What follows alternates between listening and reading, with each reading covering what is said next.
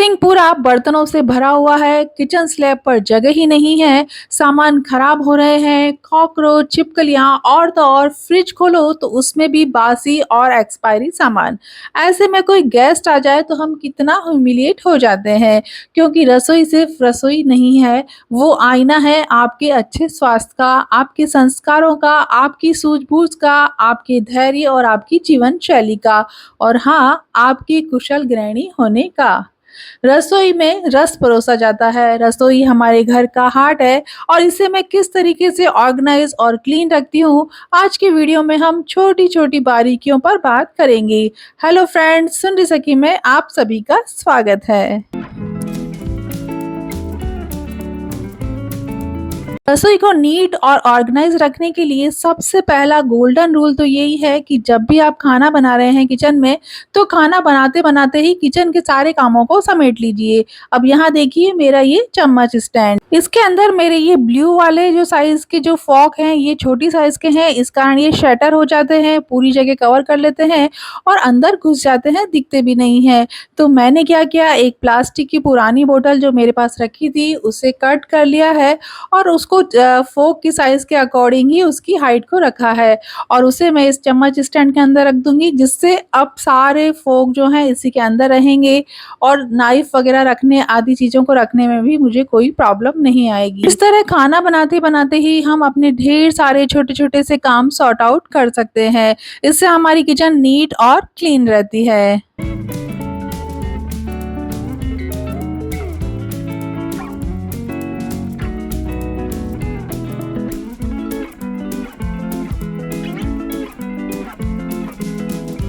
खाना बनाते-बनाते ही एक काम तो हमारा हो गया है। अभी भी खाने का प्रोसेस, बनाने का प्रोसेस चालू है, तो सोच रही हूँ क्यों ना ये डब्बों को भी साफ कर लिया जाए, इन पर भी तेल वगैरह के दाग लग ही जाते हैं।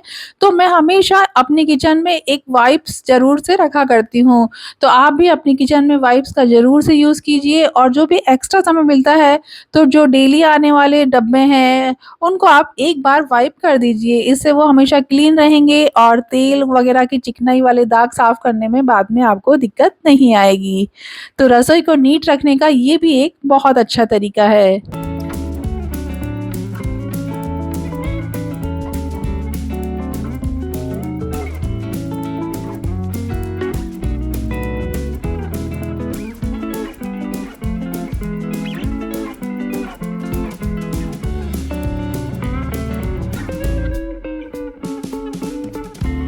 कभी आपने मिक्सर जार को नोटिस किया है?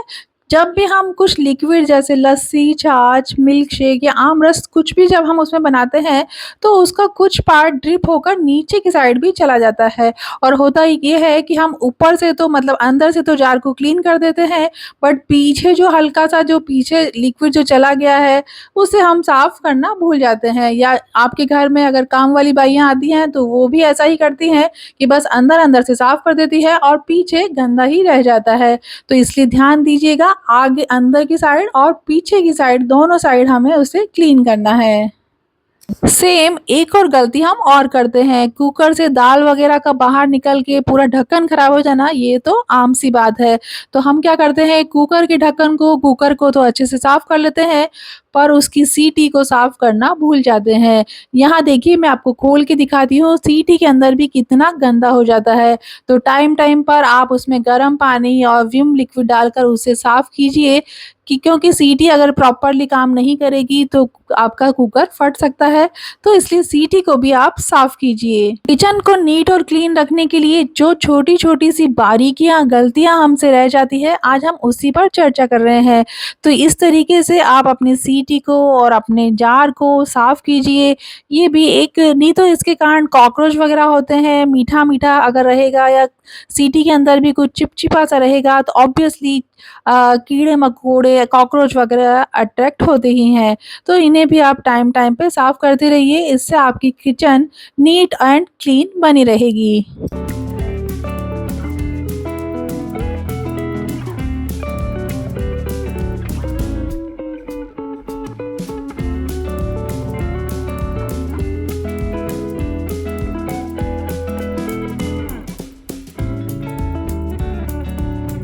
एक और बात मैं यहाँ पर कहना चाहूँगी कि किचन को अगर नीट और क्लीन और हाइजीनिक हमेशा रखना है, तो जैसे ही स्पिलेज कहीं अगर होता है हमसे गलती से, तो उसे तुरंत आप साफ कर दीजिए। नहीं तो वो दाग पड़ा-पड़ा सूख जाएगा और हमारी किचन गंदी दिखती है और उसे साफ करने में हमें बाद में ज़्यादा प्रॉब्लम फेस करनी पड़ती है। इसलिए तुरंत करने की आदत डालिए। ऐसा होता है ना कि जब कभी हम खाना बनाते हैं और हमारे हाथ पूरे आटे से सने हुए हैं और उसी समय हमसे कुछ माँगा जाता है, जैसे अभी खाना खाते समय मेरी बेटी को अचार चाहिए।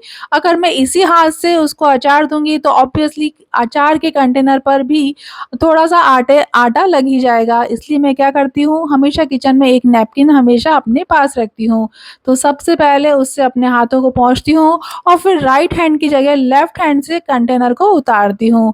जिससे उसमें आटा ज़रा भी ना लगे। इस तरीके से आप कर सकती हैं, जिससे आपके सारे कंटेनर हमेशा क्लीन रहेंगे। तो यहाँ पर कहने का मतलब ये है कि एक नैपकिन हमेशा अपने पास हैंडी रखिए। अगर आपके हाथ तेल के हैं, हल्दी के हैं या आटे के हैं, तो पहले उस नैपकिन से अपने हाथ पोंछिए, उसके बाद ही डिब्बों वगैरह को टच कीजिए। रोटी बनाते से ही मेरा पहला काम होता है बेलन चकलों को धोकर रखना, और जैसे ही इनका पानी थोड़ा ड्रिप हो जाता है, तो मैं इसे हल्के गरम तवे पर रख देती हूँ, जिससे मेरे बेलन चकले एकदम ड्राई हो जाते हैं। ये लकड़ी के बने होते हैं, तो ड्राई होने से ये लंबा चलेंगे, और दूसरा ये है कि पूरी और रोटी वगैरह जो हम इससे बनाते हैं वो बहुत अच्छी बनेगी। बार-बार बेलन पर हमारा आटा नहीं चिपकेगा। आप ऐसा करके देखिएगा।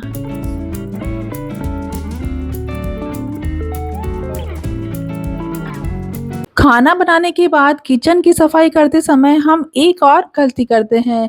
हम क्या करते हैं, किचन स्लैब को साफ कर लेते हैं, गैस को भी साफ कर लेते हैं, पर किचन की ये जो नॉब है, इन पर भी आटा गिर ही जाता है। तो इन्हें आप इस तरीके की जो ये ब्रश होती है, इससे साफ करना मत भूलिए। ये बहुत ही अच्छी ब्रश है और ये बहुत अच्छा काम करती है। इसी तरह गैस के जो ये बर्नर हैं, ये जो लोहे के होते हैं, इन्हें साफ करने में तो बहुत ज़ोर आता है। तो इन्हें और इन्हें हम रोज़ साफ भी नहीं कर सकते, क्योंकि ये लोहे के होते हैं, भारी होते हैं और इनमें जंग लग सकती है। तो इन्हें भी मैं, इनके अंदर जो आटा लग जाता है, तो उन्हें भी मैं इसी ब्रश से और झाड़ लेती हूँ, इसे साफ कर लेती हूँ। तो इस तरीके से आप भी इस ब्रश का यूज़ कीजिए और अपनी गैस को और अपनी किचन को एकदम हाइजीनिक और क्लीन रखिए।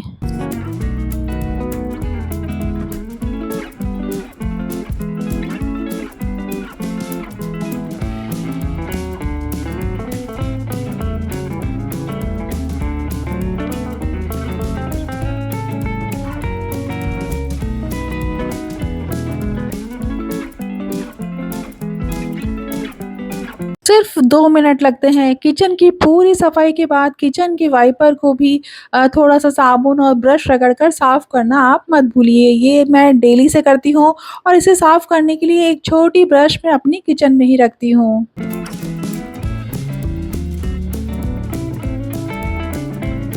एक और छोटी-सी पर बहुत इम्पोर्टेंट बात मैं आपको कहना चाहूँगी कि किचन के किसी भी एक शेल्फ़ को या ट्रॉली को या किसी भी एक पार्ट को आप ज़रूर से क्लीन किया कीजिए। ऐसा करने से आपको कभी भी डीप क्लीन करने की ज़रूरत नहीं पड़ेगी। यहाँ देखिए, व्रत के लिए मैं थोड़ा-सा मोरधन यानी कि भगर बना ही रही थी, तो सोचा क्यों ना ये फर्स्ट ट्रॉली को साफ़ कर लिया जाए। तो तुरंत मैंने सारे बर्तन बाहर निकाल लिए और बेबी वाइप से इसे मैं वाइप कर लूँगी। मैंने बहुत लोगों से सुना है कि पूरा दिन हमारा रसोई में ही निकल जाता है। तो यहाँ पर मैं ये कहना चाहूँगी कि एक बार में एक ही काम करने की आदत मत डालिए। हमेशा मल्टीटास्किंग बनिए। छोटे-छोटे काम जो हम खाना बनाते-बनाते कर सकते हैं, तो उन्हें पूरा करते जाइए।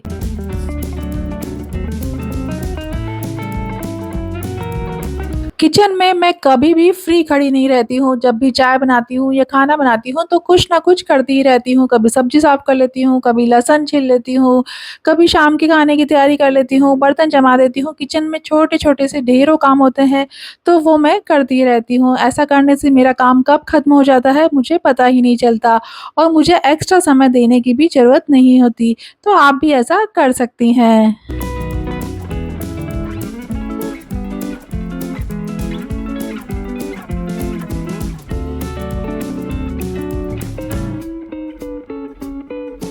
मेरी एक बहुत अच्छी आदत है कि जब भी मुझे कोई नया सामान रिफ़िल करना होता है, तो पहले मैं उन कंटेनर को धोकर सुखाती हूँ और उसके बाद ही कुछ नया सामान उसके अंदर रिफ़िल करती हूँ।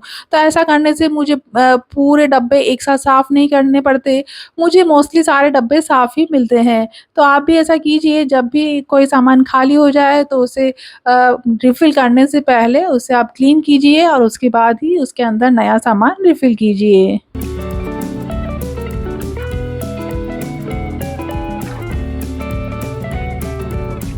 मेरी एक और अच्छी आदत है, खुद की तारीफ़ नहीं कर रही हूँ, सच कह रही हूँ कि जब भी मुझे हाथ धोने होते हैं तो किचन सिंक में जितने भी 2-4 बर्तन रखे होते हैं, तो मैं उसे क्लीन कर देती हूँ। इससे मेरा सिंक हमेशा खाली मिलता है और मुझे ढेर सारे बर्तनों का अंबार नहीं मिलता है। तो जब भी आप भी हैंड वॉश करें तो 2-4 बर्तन जो भी सिंक में रखे हुए हैं, उन्हें भी हाथों-हाथ क्लीन कर दीजिए। ऐसा करने से आपका किचन भी हमेशा नीट, क्लीन और ऑर्गनाइज़ मिलेगा आपको।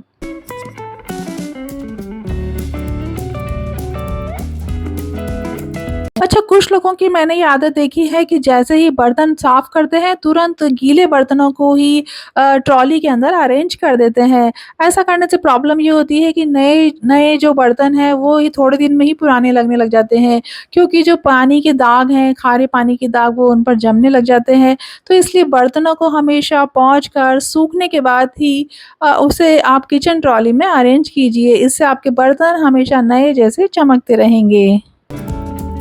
हमारी एक और ख़राब आदत होती है, तो उसे भी ठीक करने की ज़रूरत है और वो ये है कि जब हम कोई भी काम करते हैं, तो हम 4 बर्तन फैला देते हैं। मतलब बस सामान उतार के नीचे स्लैब पर रखते जाते हैं और इससे भी हमारी किचन बहुत भरी-भरी सी और क्लटर्ड दिखाई देती है। तो करना ये है कि जैसे ही सामान का यूज़ हुआ, उसे वापस उसकी डेज़िग्नेटेड प्लेस पे हमें रख देना है। और अगर आप किचन नैपकिन से उसे वाइप करके रखती हैं, तो बहुत ही अच्छा। छोटी-छोटी सी ये आदतें, छोटे-छोटे से ये बदलाव ही हमारी किचन को वेलकमिंग बनाते हैं।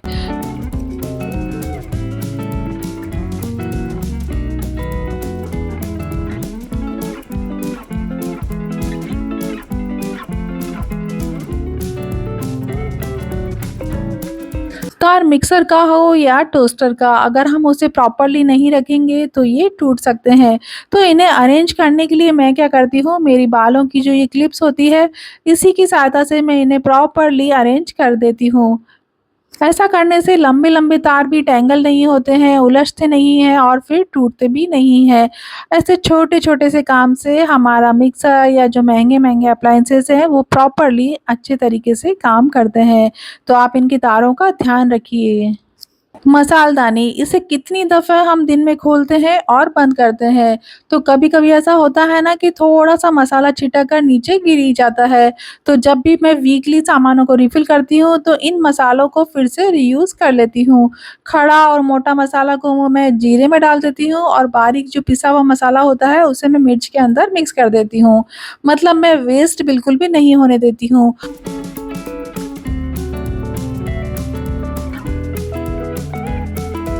मसालदानी जो हमारे 9 ग्रहों को रिप्रेजेंट करती है, तो इसे हमेशा नीट और क्लीन रखिए। आपके घर में सुख, समृद्धि और शांति बनी रहेगी। और हाँ, इसमें नीचे एक लाइनर ज़रूर से लगा कर रखिए। लास्ट पर नॉट द लीस्ट, जब भी आप कोई सब्जी या वेजिटेबल काटें तो उसे एक बास्केट के अंदर ही काटें। इससे भी आपकी किचन हमेशा नीट, क्लीन और ऑर्गेनाइज आपको मिलेगी। तो आज हमने छोटी-छोटी बारीकियों पर बात करी है। आई होप आज का वीडियो आपको पसंद आया होगा। मेरा आज का ये छोटा-सा प्रयास अगर आपको पसंद आया तो प्लीज़ लाइक और शेयर कीजिएगा और मेरे चैनल को अगर अभी तक सब्सक्राइब नहीं किया है तो प्लीज़ सब्सक्राइब कीजिएगा। मिलते हैं अगले मंगलवार कुछ नए और इंटरेस्टिंग आइडियाज़ के साथ। तब तक देखते रहिए हर मुश्किल का हल सुन रही सकी का channel. Thank you and bye bye friends.